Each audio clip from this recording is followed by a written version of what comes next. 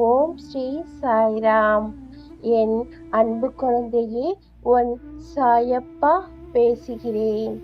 என் அன்பு குழந்தையே, உன்னால் மீண்டும் எதையும் முதலில் இருந்து தொடங்க முடியும். உனக்கு மலைப்பாக இருக்கிறதா? எதையும் நீ தொடங்கிவிட்டால் சிறப்பாக செய்து முடிப்பாய் அல்லவா? மனம் முதலில் களைப்பாக இருக்கும். ஆனால் உற்சாகம் வந்து சேர்ந்து கொள்ள மனமும் சேர்ந்து வேலை செய்து முடிப்பாய். எல்லோரையும் புன்னகையான முகத்தோடு எதிர்கொள். தேவையற்ற பேச்சுகளை தவிர்த்து உன் கடமையில் மட்டும் கவனமாக இரு.